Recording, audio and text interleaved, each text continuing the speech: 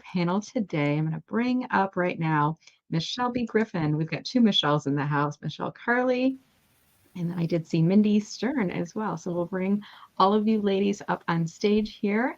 And we're going to start our final conversation for the day about talking about confidently making this shift from employee to solopreneur. And what we're going to do is we're going to start by one. I'm going to ask each of you to introduce yourselves, and we'll start with you, Michelle B. Griffin.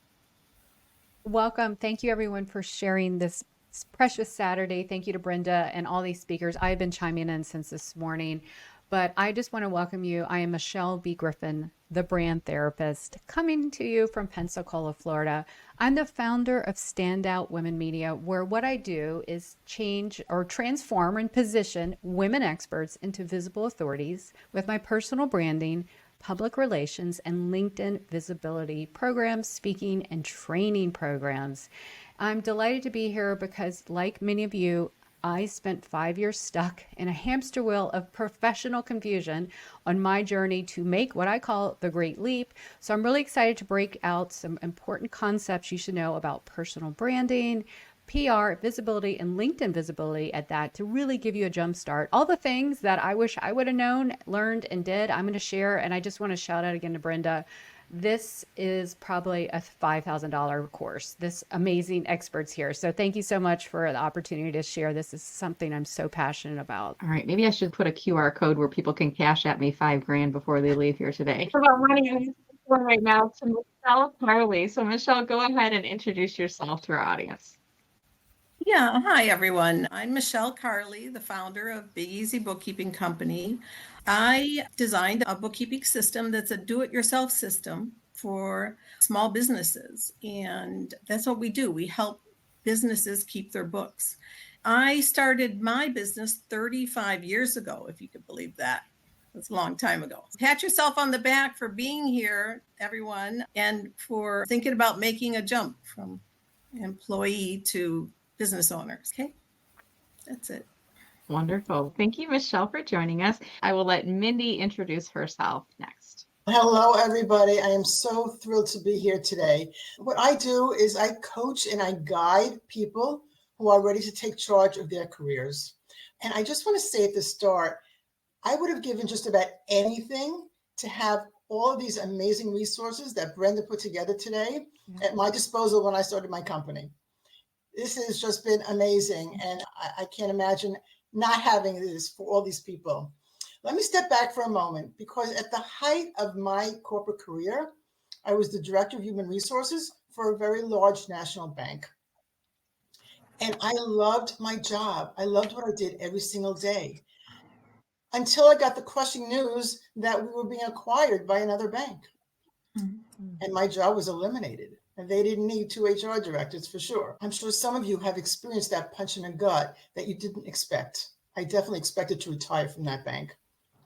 I knew I had a choice to make. And sure, I was in HR. I could have gotten another job pretty simply. I had a great reputation. I had been in the banking industry for a long time. But I also knew that if I didn't take the jump then, I probably never would have, because I would have gotten to another job and I would have loved that job too. I said, I'm going to take a year.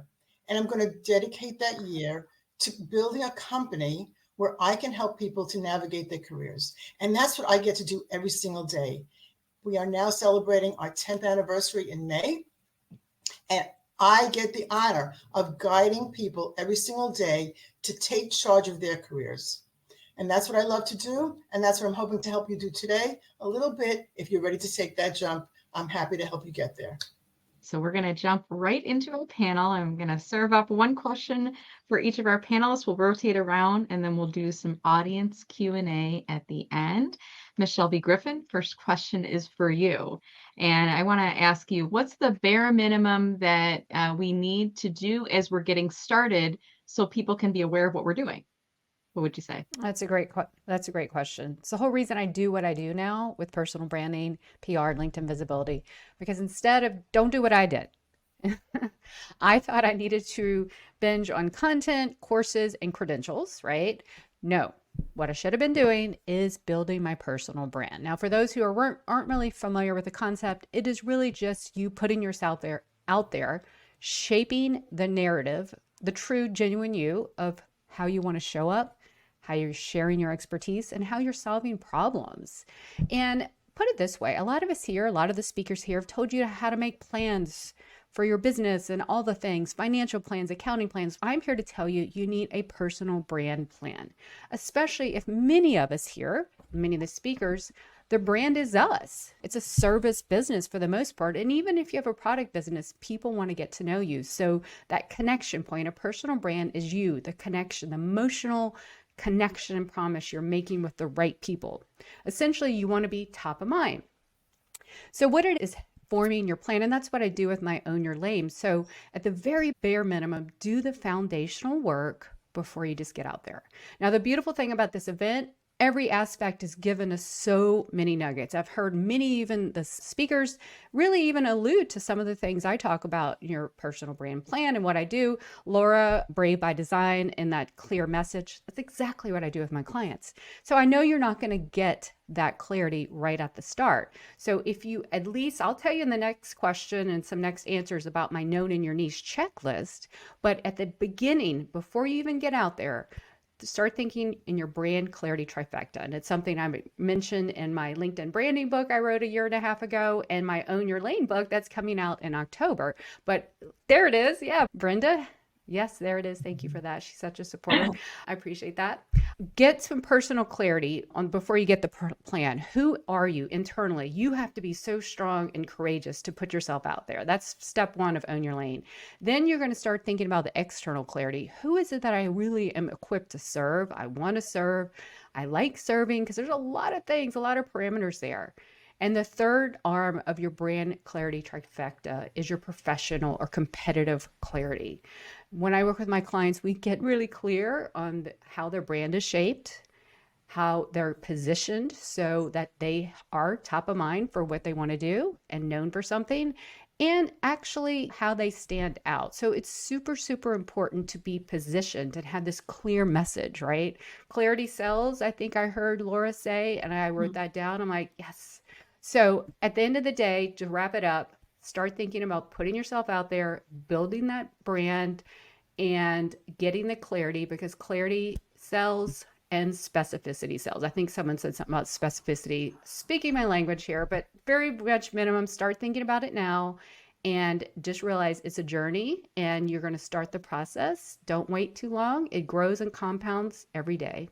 Awesome. Thank you for kicking us off here with that, Michelle. All right, Mindy, next question is going to be for you. Now, I'm a big believer that being self-employed is not for everyone. It takes a special type of person to be successful. What would you say, Mindy, are the attributes that you think are the most important for someone to be a solopreneur? Okay, you are 100% right, Brenda. Not everyone can do this. When I first started, I actually wrote a list of 3 key attributes that I wanted to build my company around. The first one was integrity. I wanted to make sure that whatever system or process that I was using had integrity, and that I was able to sustain that throughout the duration of my company. The second one was empathy. I always wanted to make sure that I was empathizing with my clients, because I knew that many of them would be going through difficult times. So I wanted to make sure that empathy was at the cornerstone of what I was providing. And the third one was courage, because it takes a lot of courage to get yourself out there. When you are in the cocoon of a corporate environment and business is always there, we never had a lack of business. There was always something to do at corporate. There was always a meeting to attend. There was always people to address and problems to solve. You need a lot of courage to be able to say, I can take my skills and go out there and help other people. Mm-hmm. And so courage was the third key of my 3 pillars. But I will tell you that early on, I was shocked that I had to start pulling and drawing on these pillars immediately. Within the first maybe 3 months, I was given this fabulous opportunity to meet with a mid-sized potential client in Manhattan who was looking for someone to create HR policies for his growing company. Wow, fantastic opportunity. I was brand new. How did he even know that I could do that? But I had been introduced. It was definitely a referral. And I went into the office. I was so excited. He takes me on a tour of his facilities, and I'm excited to share everything I have with him. And we sit down, he starts talking about this handbook he wants me to create. Great, I know how to do handbooks. I can do this. We're talking about budget and all these great things. And then he says to me these words: I just want you to know, Mindy, I have no intention of changing the way I do business to comply with all those regulations. I just need a handbook I can show to investors. Okay, so here I am. I'm so excited. I want my first paycheck from this guy. The company is perfect. I have all the skills to do it. Can I really start my company with a client who is going to disregard everything I'm going to tell him about the regulations that I know are critical, especially working in New York City? And I struggled with on the way home. I said, wow, great opportunity. How can I say no to it? And I had to just say no. I couldn't say yes to that. Yes, I'm going to hand you all of these great tools, and knowingly know that he was never going to implement anything. And so I knew that integrity was a big part of what I was going to do. And I am so glad that I had the courage to say, I can't take you on as a client right now. And I have other people who maybe could do that for you, but I can't do that right now. He was pissed. And I had my first dose of, wow, not everyone's going to love what I do or love what I say, but you need to be true to yourself. Number one. I have learned a lot in the 10 years, and I will add a couple of more attributes that are really important that I didn't even think of when I first started. Number one is resiliency. You've got to be able to bounce back quickly. You can't take everything personally. And if I took that one person's comments to me personally, I would have stopped right then. And that was only 3 months in. I wasn't going to do that. So you've got to be resilient. You've got to be self-motivated, because oftentimes we're the only ones who are going to pat ourselves in the back and say, you did a good job that time. You really helped that person, or you're doing a good job now. You got to be self-motivated. You got to get yourself up in the morning and be ready to rock and roll every single day. And like Brenda says, sometimes we don't get reviews anymore. We got to be self-motivated. We got to applaud ourselves and be each other's great cheerleaders. You've got to have passion for the work. And I believe you've got to have curiosity about the world. Think about what you want to leave as your legacy to the world, and be curious about it and be open-minded to that. And the last thing I'll say about this in terms of attributes, because there's just so many, I am grateful every single day. And I think gratitude is a huge attribute. You need to be grateful for what you have, and grateful so that you can provide a safe environment for your clients, whoever that may be. Those are my thoughts about attributes. I hope I didn't go on too long, but it's a big passion for me of what you need to feel inside before you can take this big step, because it is a huge step.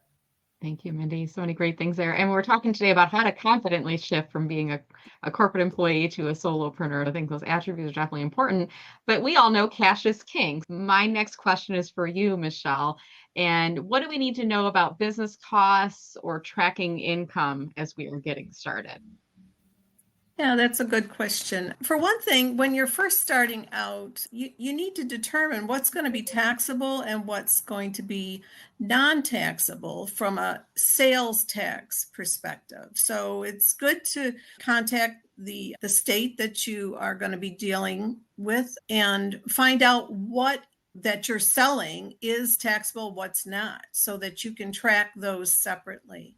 But as for the cost, there's like a tax deductible expense category list like you can get from the government. It's called the Schedule C, and it lists all the different expenses that you can deduct from your income, because that's what you pay your taxes on, is your profits, right? So it's income less expenses is profits. But one thing I was going to mention is before you even start your business, there's startup costs. So those are handled differently. They're not actually expenses. They're like an asset of the business. So you do research, you do different things. You're paying for different startup costs that you should keep separately. And I would suggest you keep those receipts in an envelope and write notes saying, I use this research company and I paid this much, and just keep that separate, because your accountant at the end of the year when you go to file your taxes, we'll account for that separately.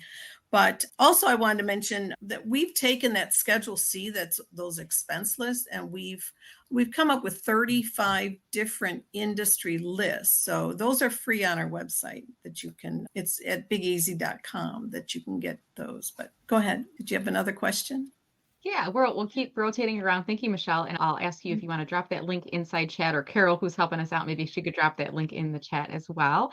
And we'll move on to Michelle B. Griffin for our next question. Michelle, you touched on this a little bit, but I want to ask again, because we're here talking about how to confidently shift into the role of being a solopreneur. So how do you stand out and not blend in with others? A great question, because we all want to stand out. And especially with all the noise, chat GPTs, everything, we have to do the work. And I call this owning your lane. And it's essentially being known for something that you stand for, who you stand for, the problem you solve, how you show up, share, support, solve. And it's 7 components. And I'll give you what those are. And of course, those will be in the links that you send out to everyone too. But if you can right now work on these and start thinking about these. Of course, I go a lot deeper in the roadmap with personal branding, LinkedIn visibility, and PR in my clients. But let's start with this. If you can start getting a hold of this, you are way ahead of the game. First, who you are. Absolutely not what you do. I heard Laura say it. I'm like, yes, do not ever tell anyone I'm an XYZ because of the preconceived notions. Who are you? Time and our previous corporate roles erase that. So I do the work to help us find who we are, because your beliefs, your perspectives, all that is going to shape your brand and how you show up in the market so that the right people. So get really clear on that. And I work really hard with my clients because they're lost. Oh my goodness, who am I? And at this point, then we're going to talk about your people. And this is all with my 7-step framework as well, a lot of this. So who are you here? We are here for team somebody, not team everybody. It's pretty common, but the faster, I call this narrow laning. If you can get super clear, and some people call it niche, I call it narrow laning, we can get faster traction. Those antennas will go up. Oh, he or she, they are for me, because they're starting to realize, wow, that person, because you know everything. So the next thing for this person is the problem that they have, or it's a challenge, desire, and need, something that these people need. Okay, more of psychographic than demographics, but what is it that they need that I am so well equipped? Remember that brand clarity trifecta I talked about? It goes deeper right here. So you are here to solve a problem. Okay.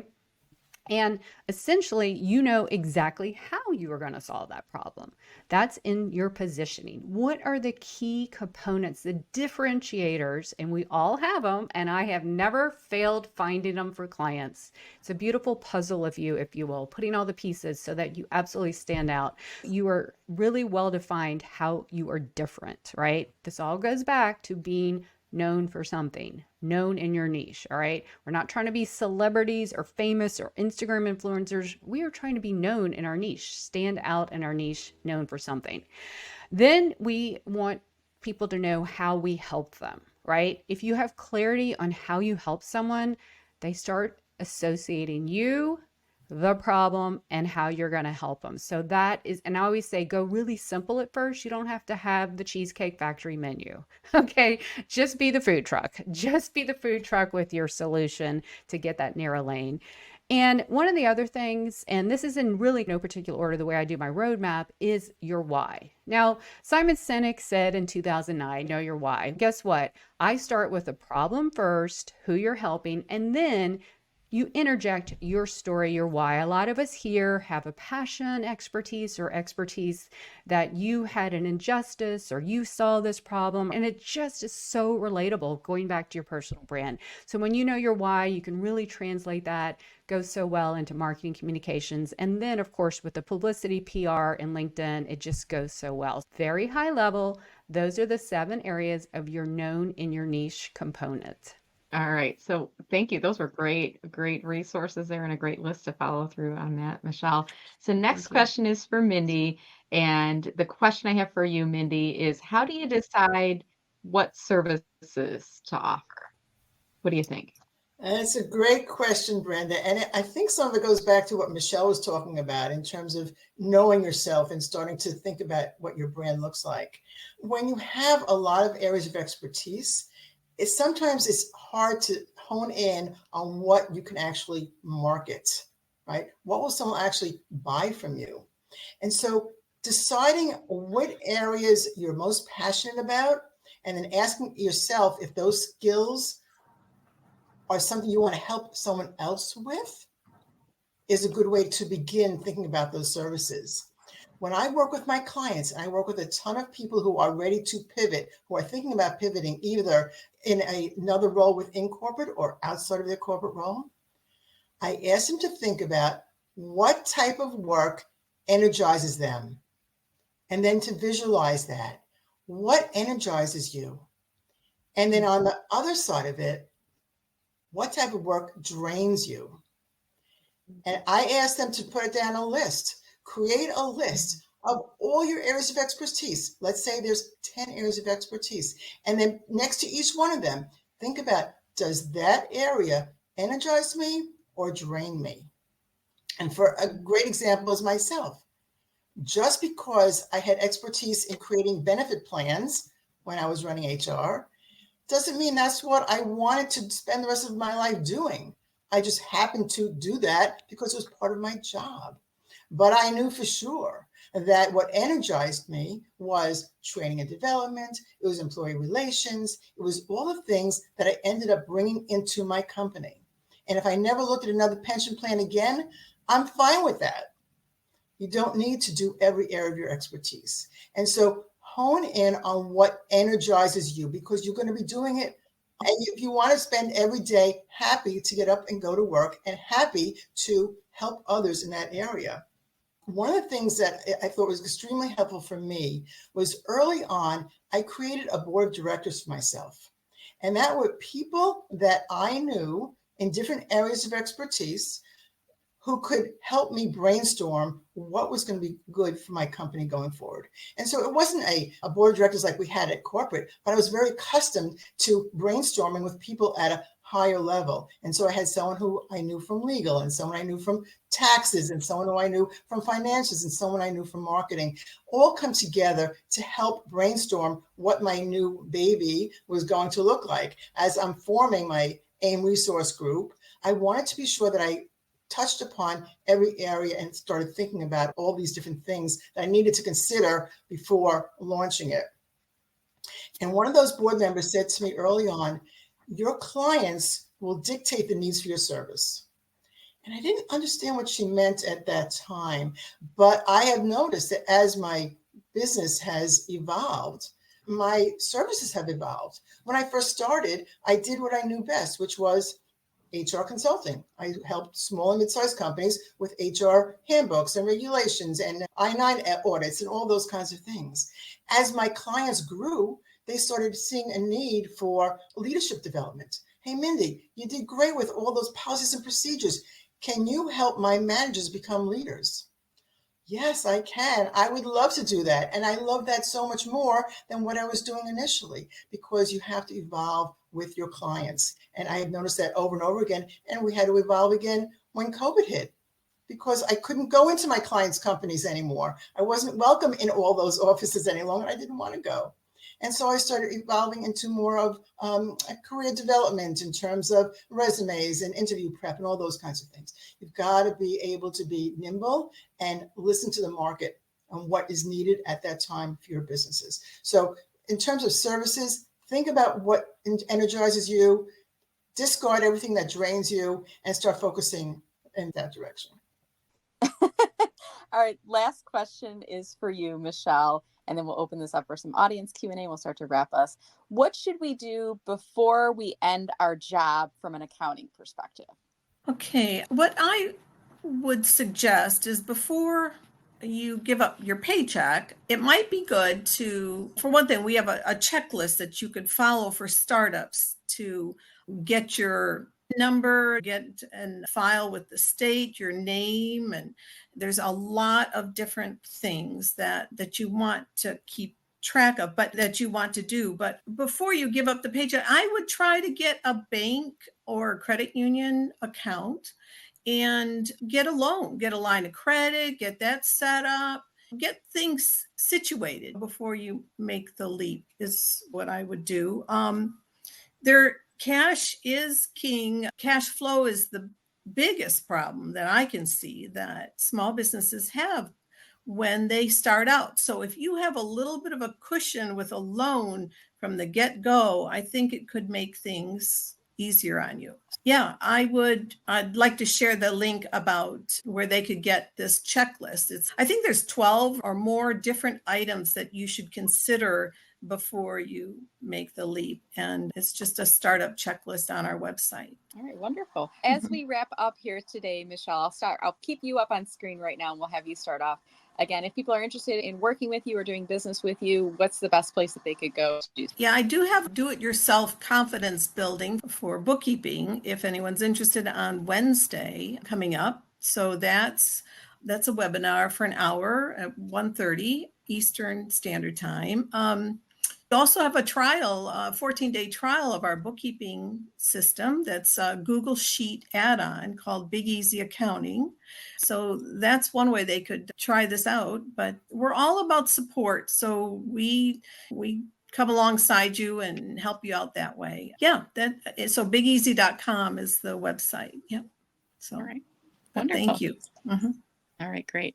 Michelle B. Griffin, pull you back up on stage again and remind us again, any of the resources you'd like to share and how can people get a hold of you? Thank you, Brenda. Thank you for this amazing event. I just put a link. It's Michelle B. Griffin /quick links with everything. I have a lot of free resources. So if you're not able to work with me yet, I have a lot of entry points that you can get a flavor of who I am, what I'm doing. My main service is I help women experts, and I work with a lot of women leaving corporate before and right just during the whole process. So we get your roadmap, your own your lane roadmap, right? But I have a free community called the PYOT, Put Yourself Out There community, where globally 1,700 plus people are doing the same thing. So come join us. It's a LinkedIn group, and I give LinkedIn tips, and there's supports, peer run. I have that. In this quick links, I have a training all about how to put yourself out there. The 3 steps. My 3 steps of the PYOT pyramid are courage, clarity, and commitment. And I show you exactly how to do it so you can build that brand. So it's a great resource. I've had so many people reach out and tell me how much it helped them. And if you go, I have so many quick links. I have 2 podcasts, a book, another book, all kind of things. So just come, I'm posting on LinkedIn all the time. I'd love for you to connect with me on LinkedIn. Shoot me a message that you saw this, because I love context, so we can start that conversation. And that's what really it is, putting yourself out there.